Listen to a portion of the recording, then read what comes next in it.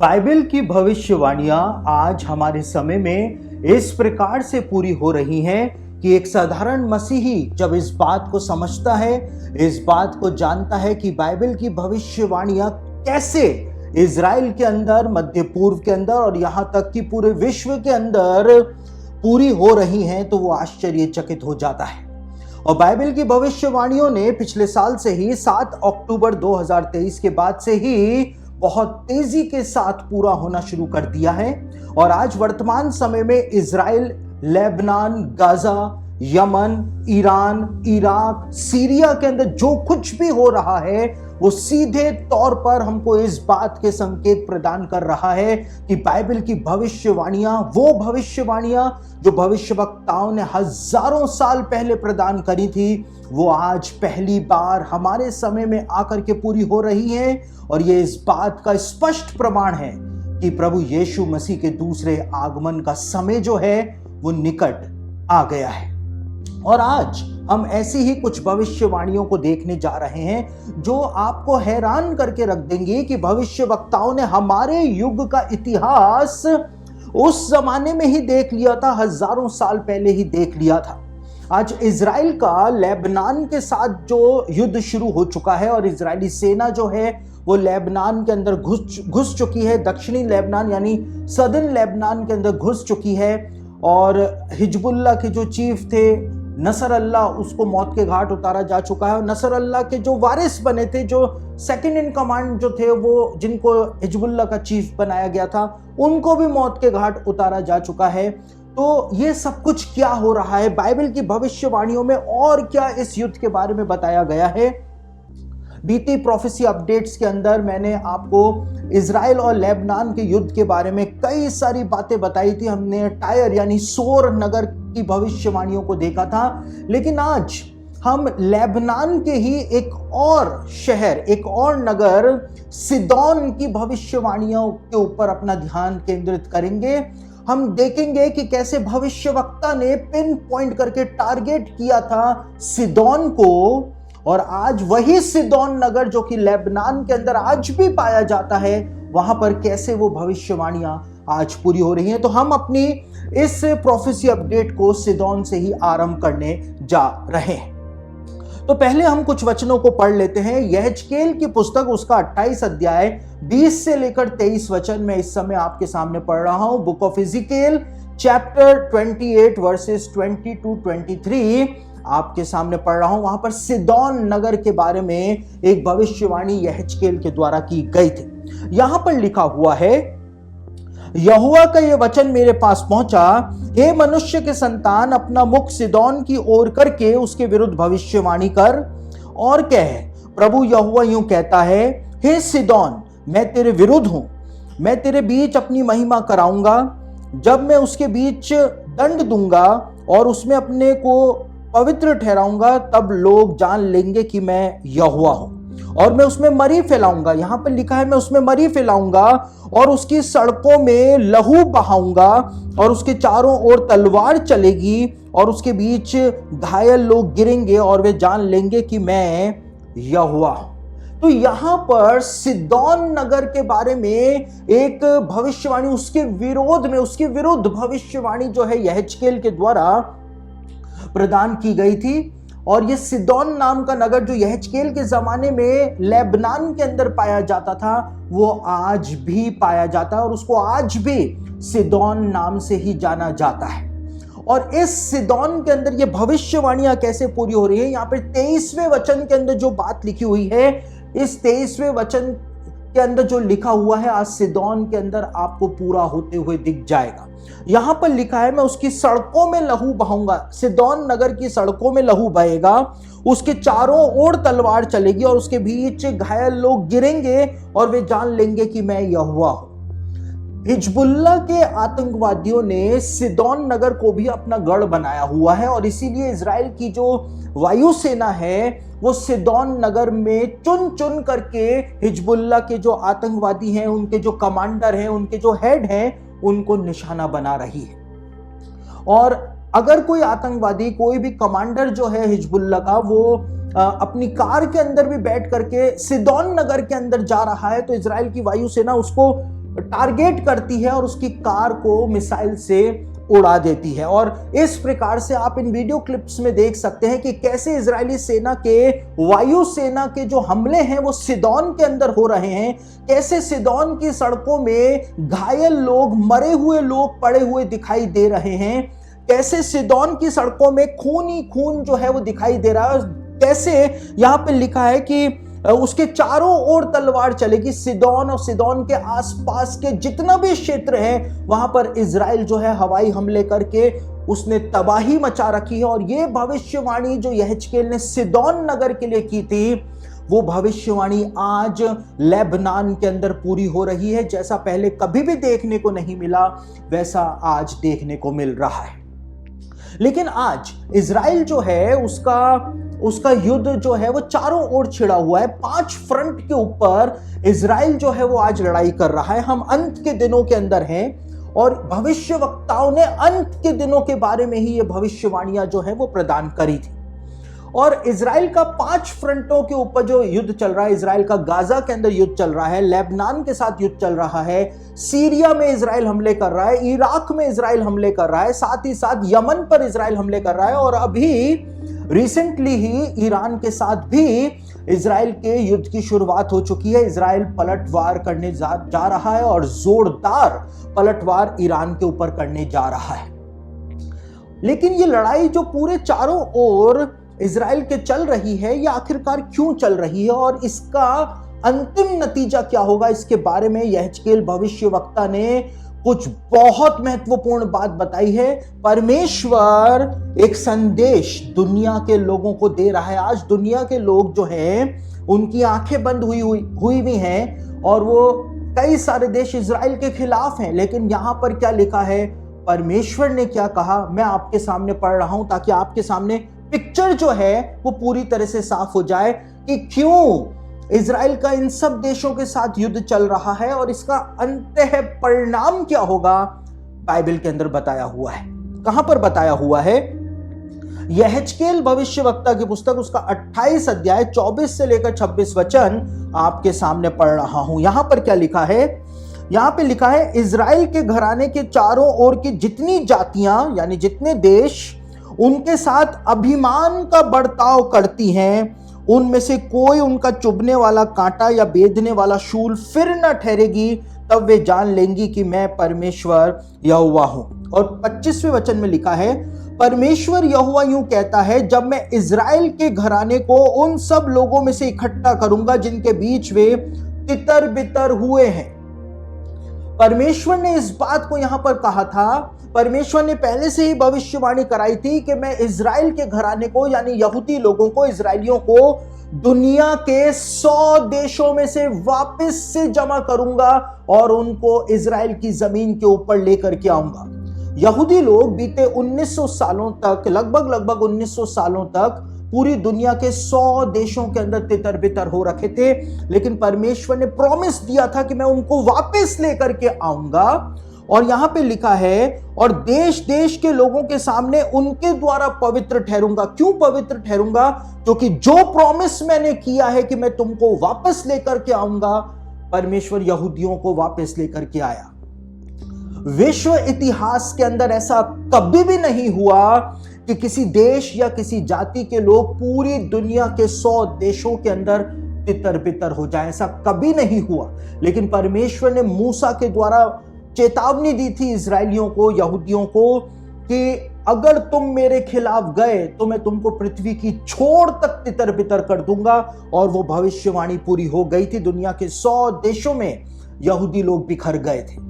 लेकिन परमेश्वर ने यह भी भविष्यवाणी दी थी कि मैं तुमको वापस लेकर के आऊंगा। तो विश्व इतिहास के अंदर ऐसा भी कभी नहीं हुआ कि 1900 साल पहले पूरे विश्व के 100 देशों में तितर बितर हुए लोग 1900 साल बाद वापस आकर उसी देश के अंदर एक देश का निर्माण कर दे। ऐसा कभी नहीं हुआ।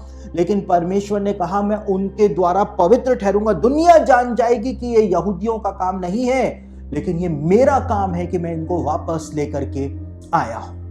उसके बाद आगे लिखा है, तब वे उस देश में वास करेंगे जो मैंने अपने दास याकूब को दिया था। परमेश्वर ने स्पेसिफिकली बता दिया था कि कहां पर लेकर के आऊंगा और वहीं पर ही बसाऊंगा, कोई कुछ नहीं उखाड़ पाएगा, मैं वहीं पर ही बसाऊंगा उनको।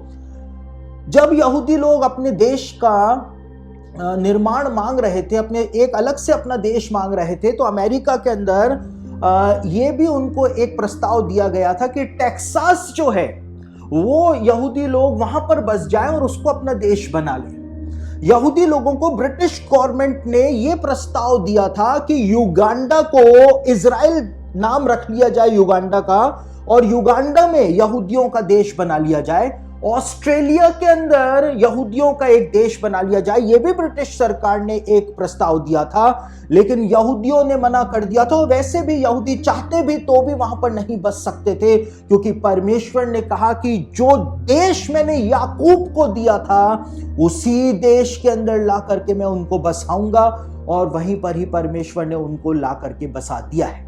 लेकिन आगे क्या लिखा है 26वें वचन में, बहुत महत्वपूर्ण बात, एक भविष्यवाणी यहां पे लिखा है, वे उसमें निडर बसे रहेंगे, वे घर बनाकर और दाख की बारियां लगाकर निडर रहेंगे। तब मैं उनके चारों ओर के सब लोगों को दंड दूंगा। उनके चारों ओर के जितने भी देशों के लोग हैं मैं उनको दंड दूंगा। क्यों दूंगा उनको दंड? परमेश्वर ने बताया, इसलिए दूंगा, मैं उनके चारों ओर के सब लोगों को दंड दूंगा जो उनसे अभिमान का बर्ताव करते हैं, अभिमान का बर्ताव करते हैं। तब वे जान लेंगे कि मैं उनका परमेश्वर यहोवा ही है। परमेश्वर ने कहा उनके चारों ओर रहने वाले जो देशों के लोग हैं मैं उनको दंड दूंगा, और दंड देने का कारण यह होगा कि वो अभिमान के साथ इनके साथ बर्ताव करते हैं। अभिमान के साथ कैसे करते हैं? जब से इजराइल की स्थापना हुई है, इजराइल के आसपास के जितने भी देश हैं वो इस बात को कहते हैं कि हम इजराइल का नामो निशान दुनिया के नक्शे पर से मिटा देंगे, हम यहूदियों को समुद्र के अंदर डुबा देंगे, हम यहूदियों का खात्मा कर देंगे, हम इजराइल का खात्मा कर देंगे। इस बात को बोलते हुए वो अभिमान करते हैं कि हम संख्या में बहुत ज्यादा हैं और यहूदी संख्या में बहुत थोड़े हैं, हम उनका खात्मा कर देंगे, हम मिसाइलों से उनका खात्मा कर देंगे, हम परमाणु बम से उनका खात्मा कर देंगे।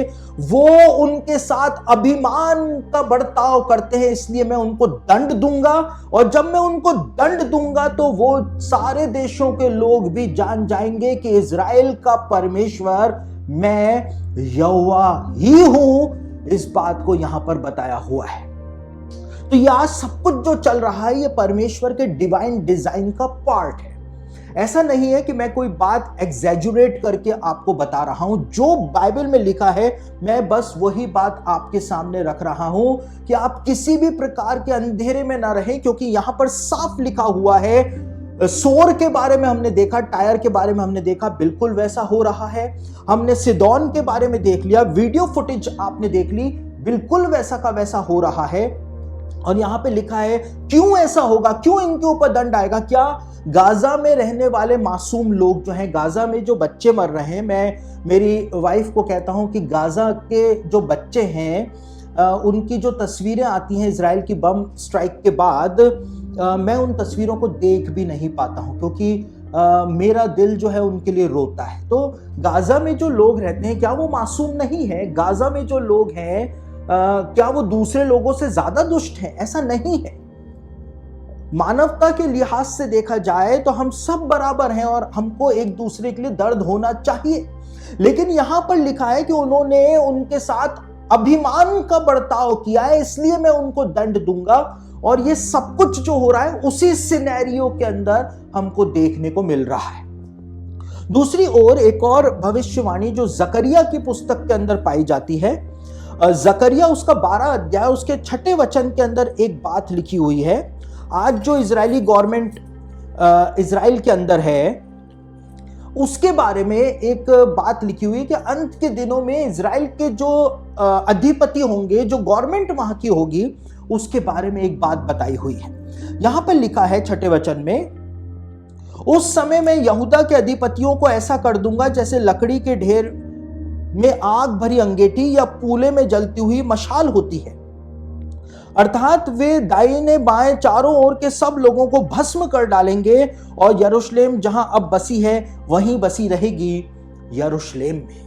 यहां पर जो अंत के दिनों में इजराइल की जो गवर्नमेंट होगी, यहूदा के जो अधिपति होंगे, उनके बारे में बताया हुआ है कि परमेश्वर उनको सामर्थ देगा और वो इतने सामर्थी हो जाएंगे कि आसपास के जो लोग हैं जो यरूशलेम के ऊपर हाथ डालने का कोशिश करेंगे, हमला करने की कोशिश करेंगे, यहूदा के जो अधिपति होंगे या इजरायली गवर्नमेंट जो होगी वो उनको भस्म कर डालेगी। और आज हम जो 21वीं सदी में रहते हैं, हमारे लिए कोई भी ये बड़ी बात नहीं है इस बात को समझना कि भस्म कैसे कर डालेंगे, मिसाइल स्ट्राइक से भस्म कर डालेंगे या किसी भी माध्यम से जो कि मॉडर्न वॉरफेयर के साधन होते हैं उनके द्वारा भस्म जो है वो कर डालेंगे। तो यहाँ पर परमेश्वर ने पहले से ही इस बात को बताया हुआ है कि आज की जो इजरायली गवर्नमेंट है वो पीछे नहीं हटना मांग रही है, वो एक जल्लाद की तरह व्यवहार कर रही है।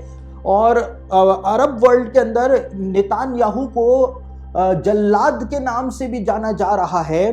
तो यहाँ पर वो भविष्यवाणी भी दी हुई है कि ये हियाव जो है, ये निडरता जो है वो कहाँ से उनको मिलेगी, उसका जवाब जो है वो यहाँ पर दिया हुआ है। साथ ही साथ एक और बात जो कि जकरिया की पुस्तक के 11वें अध्याय के पहले, दूसरे और तीसरे वचन के अंदर लिखी हुई है, वो भविष्यवाणी भी मैं आपको बता देता हूं।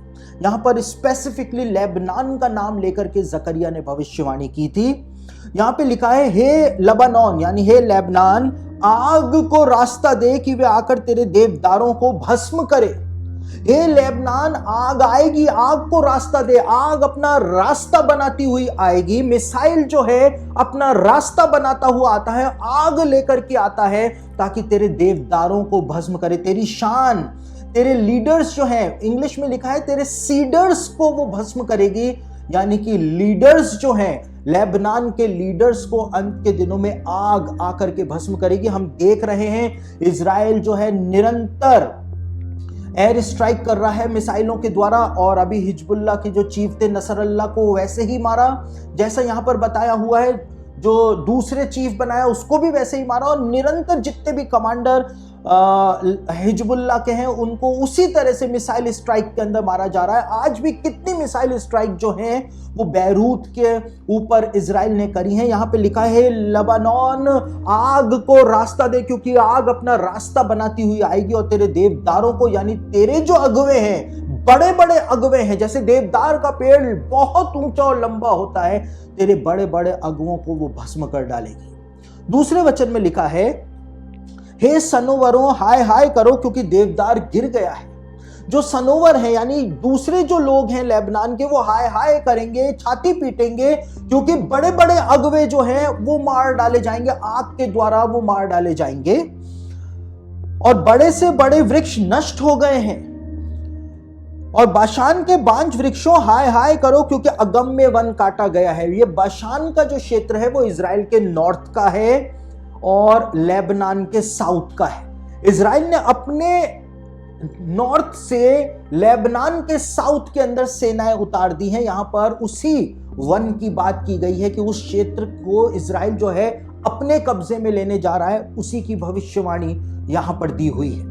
आगे लिखा हुआ है, चरवाहों के हाहाकार का शब्द हो रहा है क्योंकि उनका विभव नष्ट हो गया। जवा सिंहों का गरजना सुनाई देता है क्योंकि यर्दन के किनारे का घना वन नष्ट किया गया है। चरवाहे जो हैं लेबनान के, यानी लेबनान के चरवाहे जो हैं, यानी कि उनके जो लीडर्स हैं, उनको इजराइल निरंतर मारता चला जा रहा है आग के द्वारा, यानी कि मिसाइल हमलों के द्वारा। और साथ ही साथ यहाँ पे लिखा है, यर्दन के आसपास का घना वन जो है, बशान का जो क्षेत्र है जो कि सदर्न लेबनान है, नदिन इजराइल है, वहां पर जो हरियाली और जो वन पाया जाता है, जो फॉरेस्ट पाया जाता है, मिसाइल हमलों के द्वारा, एयर स्ट्राइक्स के द्वारा, वो सब कुछ जल करके भस्म होता चला जा रहा है। हिजबुल्लाह भी उस क्षेत्र में हमले कर रहा है जिससे जंगल जल रहे हैं, इजराइल भी उस क्षेत्र में हमला कर रहा है जिससे जंगल जल रहे हैं। उसकी भविष्यवाणी जो है वो यहां पर प्रदान की हुई है। लेकिन आज की इस प्रोफेसी अपडेट के अंदर मैं जो अंतिम भविष्यवाणी आपके सामने रखने जा रहा हूं वो बहुत ही ज्यादा रोचक है। आप रोमांचित हो जाएंगे उस भविष्यवाणी के बारे में जान करके, जो कि जकरिया भविष्यवक्ता के द्वारा ही प्रदान की गई थी। जकरिया उसका 12 अध्याय और उसके 8वें वचन के अंदर उस भविष्यवाणी के बारे में बताया हुआ है। यहां पर लिखा हुआ है, उस समय यानी अंत के दिनों में क्या होगा। उस समय यहोवा यरूशलेम के निवासियों को मानो ढाल से बचा लेगा। वही ढाल जिसके बारे में मैंने बीती प्रोफेसी अपडेट के अंदर भी आपको बताया था। यहां पर लिखा है, उस समय अंत के दिनों में परमेश्वर यरूशलेम के निवासियों को, इजरायलियों को ढाल से, मानो ढाल से बचा लेगा। और आज इजराइल की वो ढाल जो है, परमेश्वर खुद, जैसा मैंने पहले भी आपको बताया, परमेश्वर खुद इजराइल को नहीं बचाएगा, लेकिन परमेश्वर मानो उनको ढाल से बचा रहा है। ऐसे शब्दों का उपयोग यहां पर किया गया है। ऐसा लगेगा जैसे परमेश्वर बचा रहा है, परमेश्वर मानो ढाल लेकर के उनको बचा रहा है, ऐसा प्रतीत होगा दुनिया को। यहां पर यह भविष्यवाणी दी हुई है। 200 मिसाइल्स, जो कि हाइपरसोनिक मिसाइल भी थे, बैलिस्टिक मिसाइल्स भी थे। हाइपरसोनिक मिसाइल इजराइल के पास भी नहीं है आज की तारीख में, लेकिन ईरान देश के पास हाइपरसोनिक मिसाइल हैं। और उन हाइपरसोनिक मिसाइलों से भी इजराइल के ऊपर हमला किया गया, लेकिन इजराइल के पास परमेश्वर ने एक ढाल दी हुई है जिसको Iron Dome missile defence system कहा जाता है, जिसको डेविड स्लिंग कहा जाता है, यानी दाऊद की गोफन। एक और मिसाइल डिफेंस सिस्टम है, उसका नाम डेविड स्लिंग है, दाऊद की गोफन उसका नाम है। एक arrow ballistic missile defence system Israel के पास है। ये तीनों मिसाइल डिफेंस सिस्टम जो हैं, उन्होंने जब 200 बैलिस्टिक मिसाइलों से हमला किया गया तो इजराइल के अंदर उनमें से, जैसा कि ईरान क्लेम कर रहा है कि इजराइल के अंदर जा करके वो बैलिस्टिक मिसाइलों ने अपना टारगेट हिट किया, लेकिन ऐसा होता हुआ हमको दिखाई नहीं देता है। जो कुछ भी आपको तेल अवीव के अंदर और दूसरे क्षेत्रों में जा करके आपको गिरता हुआ दिखाई दे रहा है, वो मिसाइलों का मलबा है, जिनको आयरन डोम, डेविड स्लिंग और एरो जो डिफेंस सिस्टम है उसने उड़ा दिया था आसमान के अंदर ही, उनके मलबे हैं। और यहां पे लिखा है, परमेश्वर उनको मानो ढाल से बचा लेगा। 200 बैलिस्टिक मिसाइल्स, 200 बैलिस्टिक मिसाइल्स के अंदर हाइपरसोनिक मिसाइलों को भी मारा गया इजराइल के ऊपर, लेकिन इजराइल के अंदर एक भी यहूदी की मौत नहीं हुई। ये एक बहुत बड़ा आश्चर्यक्रम है जो परमेश्वर ने करके दिखाया है, क्योंकि भविष्यवक्ता ने इसकी भविष्यवाणी जो है हजारों साल पहले प्रदान करी थी।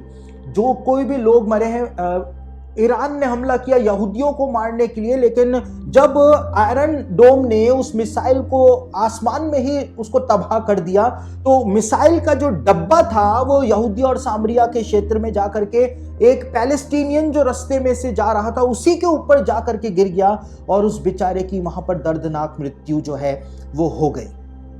कोई भी नहीं मरा इजराइल के अंदर। और जो दावे किए जा रहे हैं कि नेतान्याहू जो है वो दुम दबा करके बंकर की तरफ भाग रहे थे, एक्चुअल में वो फेक वीडियो है जो सर्कुलेट किया जा रहा है, मुस्लिम वर्ल्ड के अंदर वो सर्कुलेट किया जा रहा है। नेतान्याहू को भागते हुए जो दिखाया जा रहा है, वो वीडियो जो है वो बहुत पुराना है, उस समय का है जब नेतान्याहू वोटिंग करने के लिए जा रहे थे और वो वोट डालने में लेट हो गए थे, और वोटिंग खत्म होने वाली थी, बंद होने वाली थी, इसलिए वो भाग करके जा रहे थे वोटिंग के लिए, वोट डालने के लिए। तो वो पुराना वीडियो सर्कुलेट किया जा रहा है कि ईरान ने जब हमला किया तो नेतान्याहू दुम दबा करके बंकर की तरफ भाग रहे थे। तो ऐसा नहीं है। तो फर्जी खबरों से भी आप लोग सचेत रहें। साथ ही साथ ईरान जैसा क्लेम कर रहा है कि उसने तबाही मचा करके रख दी है इजराइल के अंदर, 200 बैलिस्टिक मिसाइल, हाइपरसोनिक मिसाइल मार करके, तो तबाही के निशान जो है हमको दिखाई नहीं दे रहे, कहीं पर भी कुछ भी दिखाई नहीं दे रहा है। साथ ही साथ अगर जब इजराइल बैरूत के ऊपर हमला करता है या गाजा में हमला करता है तो तबाही के निशान दिखाई देते हैं। 200 में से अगर 50 मिसाइल भी इजराइल को हिट कर जाते तो तबाही मच जाती इजराइल में। इजराइल बहुत छोटा सा देश है, लेकिन सिर्फ फर्जी बातें की जा रही हैं। ईरान को भी पता है कि उसका ये हमला भी फेल हो चुका है। क्यों हो चुका है? क्योंकि उस समय यहोवा जो है वो उनको मानो ढाल से बचा लेगा, और परमेश्वर ने उनको ढाल से बचा भी लिया है। अब इंतजार है कि इजराइल कब पलटवार करता है ईरान पर, क्योंकि बहुत सारी भविष्यवाणियां वहीं पर ही अटकी हुई हैं। जैसे ही इजराइल ईरान के ऊपर हमला करेगा, वो भविष्यवाणियां अपने पूरे होने के प्रोसेस में आ जाएंगी, पूरी हो जाएंगी, और उसके बाद अंत के दिनों का अंतिम चरण जो है वो वहीं से ही प्रारंभ हो जाएगा। तो भविष्य में क्या होगा ये तो सिर्फ भविष्य की गर्भ में ही छिपा हुआ है, लेकिन इस प्रोफेसी अपडेट में मैंने ये जरूरी समझा कि बाइबल की इन प्रोफेसीज के बारे में आप जरूर से जानें, ताकि आप सचेत रहें, आप गंभीर रहें, आप जवाब दे सकें, दूसरों को बता सकें कि इस समय जो कुछ भी हो रहा है ये सब कुछ हजारों साल पहले बाइबल के अंदर लिखा हुआ है।